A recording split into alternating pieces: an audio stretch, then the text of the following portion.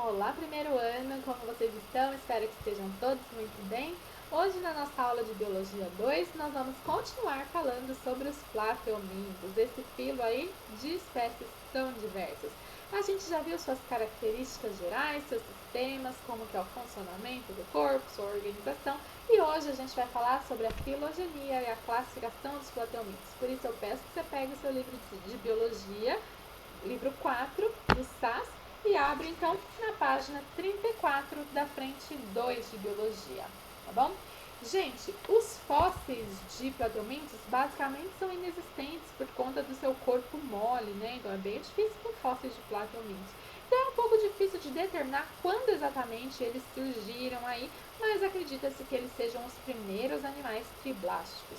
Já a classificação deles é muito tranquila, né? Então nós temos três classes dentro de plateumintos: a classe tubelária, a trematoda e a céstoda. Na tubelária nós temos aí os vermes plateumintos livre-natantes, de vida livre. São poucas as espécies que são terrestres ou que são parasitas.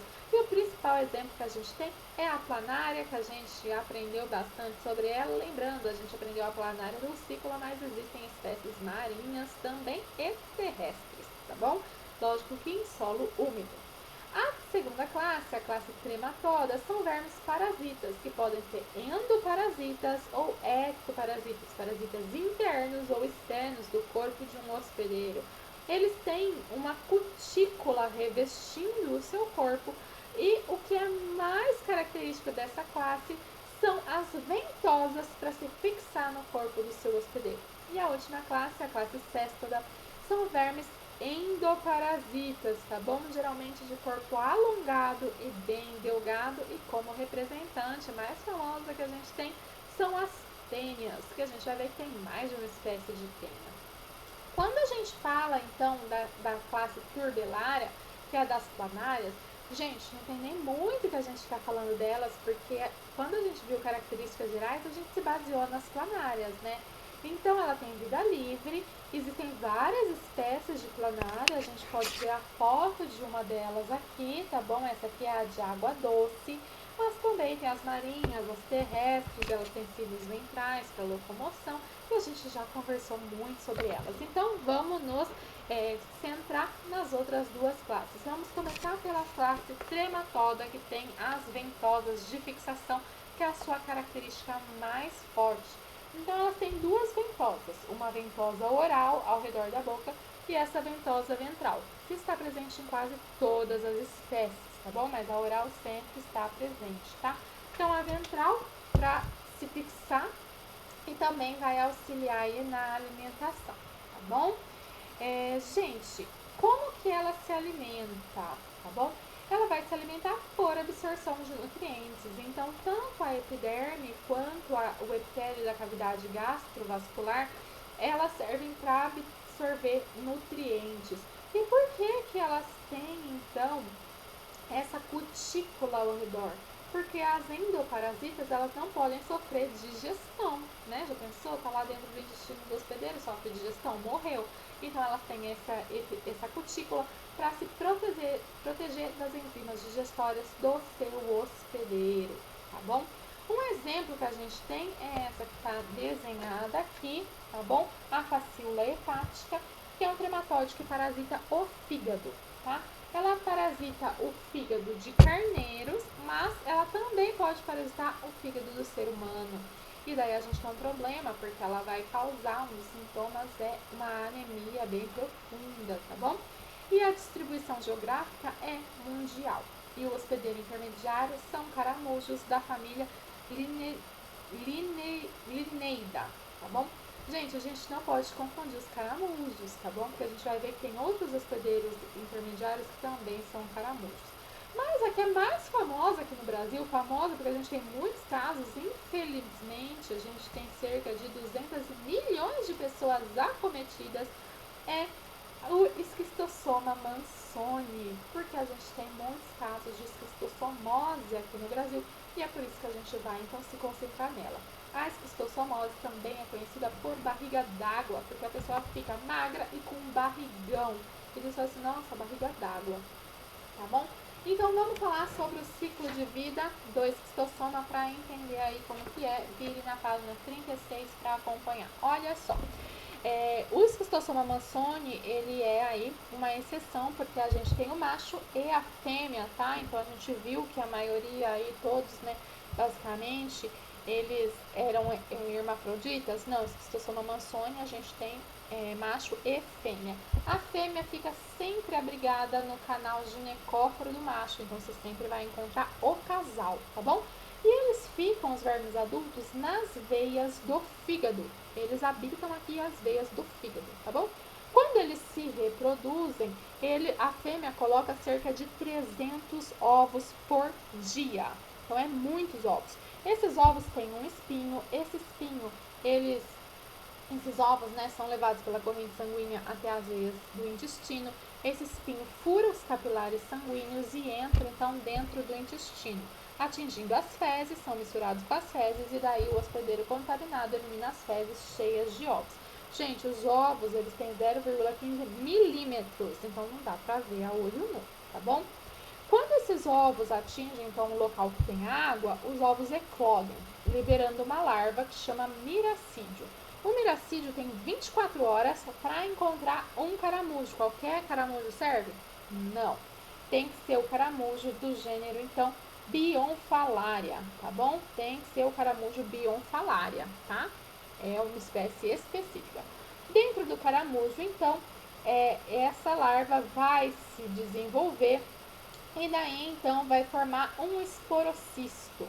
E dentro desse esporocisto, vai, então, formar diversas cercárias. Gente, cerca de 200.000 cercárias, tá bom? Então, uma larva vai formar 200.000 cercárias. Então, pensa, se a pessoa está eliminando 300 ovos, imagina se os 300 encontrarem o caramujo. Quantas cercárias a gente vai ter?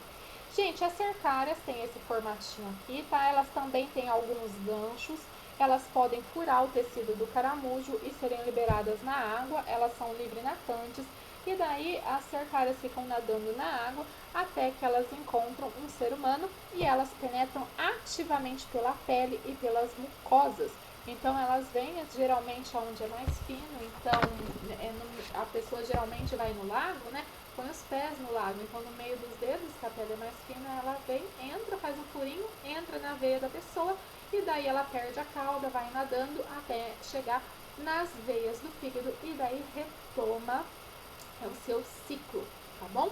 Então é assim que é o ciclo do esquistossoma mansoni. Então, gente, os casos sintomáticos crônicos, eles podem surgir a partir de 6 meses de infecção, tá bom? Sendo que a pessoa pode ficar assintomática durante um tempo. E daí vai ter vários problemas, dependendo da gravidade, de quantos vermes está dentro dela, porque vai entupir essas veias do fígado aí, então vai causar uma série de problemas de aumento do fígado, aumento de pressão, pode causar problemas pulmonares, febre, anorexia, diarreia, náusea, vômitos, diversos problemas, tá bom? E quais são as medidas profiláticas? Identificar o doente e tratá-lo. Gente, sempre essa medida profilática, você identifica o doente e trata o doente para ele não contaminar mais pessoas. Mas também a gente controla os hospedeiros intermediários. Se não tem grande população de caramujos, se você elimina a população de caramujo, não vai completar o ciclo.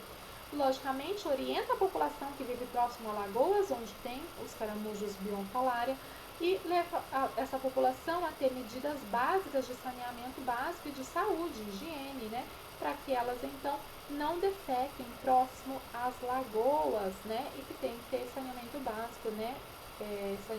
Fezes, né? Encanamento, né? Tudo encanado, tá bom? Saneamento ambiental. Gente, vamos passar para a próxima classe, a última, a classe Cestoda. Os parasitas são os mais especializados que a gente tem do Filoplatomys. Tem cerca de 5.000 espécies, tá? São todos endoparasitas de tubo digestório, de vertebrados. E a gente vai falar aqui aqueles que podem acometer o ser humano. Seu corpo também é recoberto pelo tegumento para que eles não sejam digeridos, tá bom? Mas tem uma diferença, eles não têm cavidade digestória, então eles vão absorver nutrientes apenas pela superfície corporal. né, já que eles estão habitando o sistema digestório, então eles vão absorver os nutrientes sempre pela superfície corporal, tá bom?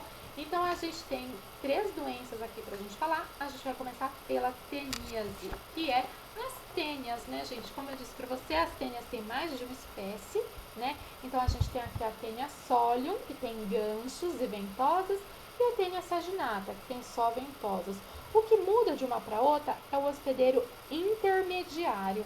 A tênia solium, o hospedeiro intermediário são os suínos, o porco.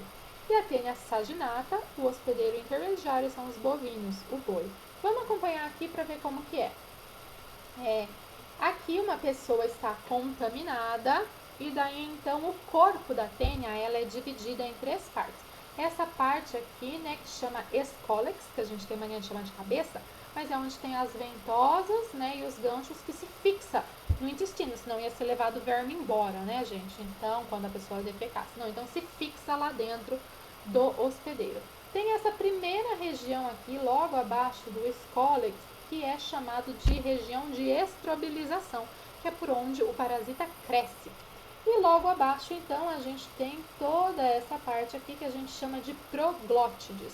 É como se fossem assim destacáveis essas proglótides, vai crescendo e então vai dividindo aqui conforme vai chegando ao fim do verme, significa que as proglótides estão mais velhas e quanto mais perto da região de estrobilização, mais novas, tá bom? Cada proglótide ela tem um sistema reprodutor próprio, masculino e feminino. E daí quando ela fica madura, ela faz autofecundação. E daí aqui dentro vai ter então vários ovos e a gente chama então ela de proglótide grávida ou gravídica. E daí quando ela está grávida, gente, ela se destaca. Se ela se destaca, então ela vai ser levada junto com as fezes desse hospedeiro aqui, certo? E daí então, junto com as fezes, foi eliminada. E daí então o porco ou a vaca, né, o boi, depende aí, né, de qual tênia, se é a solium ou a saginata, vai ingerir os ovos, né? Falta de saneamento básico, gente, pode estar contaminado aí, alguma coisa aconteceu, contaminou a água, contaminou a grama, contaminou, comeu. O que vai acontecer? Lá no intestino do porco, as larvas são liberadas de dentro da proglótide e essas larvas, elas têm espinhos que vão furar os capilares sanguíneos e daí eles vão se alojar onde? Na musculatura do boi e ou do porco. O homem, ao comer a carne do boi ou do porco, quando ele come essa carne mal passada, né, ou crua, ele vai se contaminar. E daí, quando chega no aparelho digestório dele, esse cisticerco, que a gente chama, ele vai então crescer, vai se expandir o escólex, vai se fixar na mucosa e vai dar origem a uma nova tênia, tá bom? Então, tanto aí, né, o que muda da tênia solium para a saginata é quem é o hospedeiro intermediário. O hospedeiro definitivo é sempre o homem. O homem também pode ser contaminado pela proglótide grávida, tá? Ingerindo aí os ovos, tá? Pode acontecer. E daí, então, o que acontece quando o homem ingere? A larva com os espinhos vai furar o intestino do próprio homem, vai cair na sua corrente sanguínea e vai se alojar em algum lugar do corpo do homem. Essa larva gosta de locais onde tem muita oxigenação. E no corpo do homem, onde tem muita oxigenação, é o cérebro. Então, os cisticercos se formam geralmente no sistema nervoso central, principalmente no cérebro, e vão se comportar como verdadeiros tumores.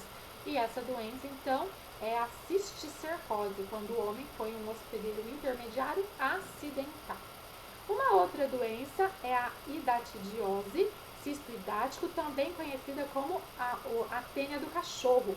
Cachorro não por causa do cachorro, mas porque ele habita outras espécies de canídeos, que a gente fala lobo, chacal, né? E daí o que acontece, gente? Ela é causada pela larva do plateomito. E como que acontece aqui? Olha só.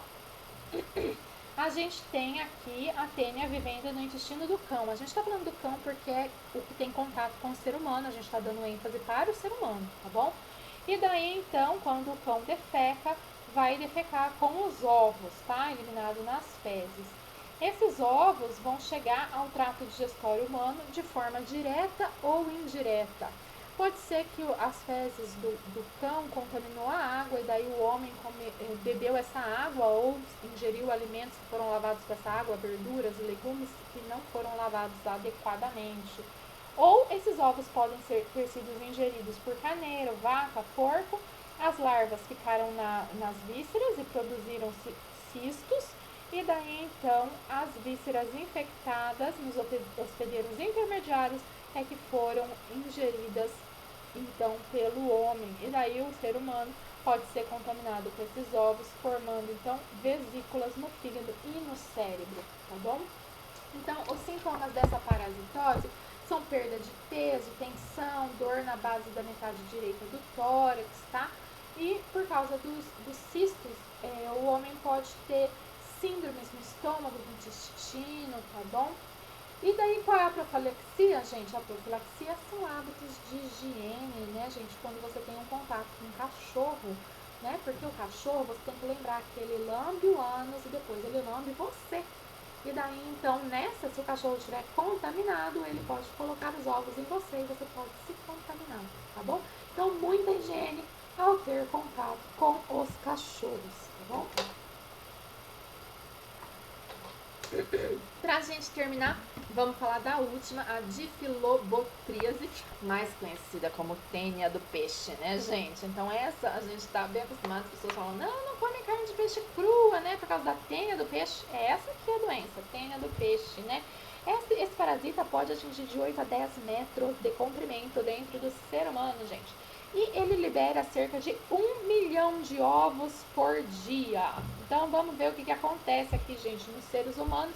O ser humano ingeriu peixe cru ou defumado em temperatura inadequada, que tinha uma larva ali.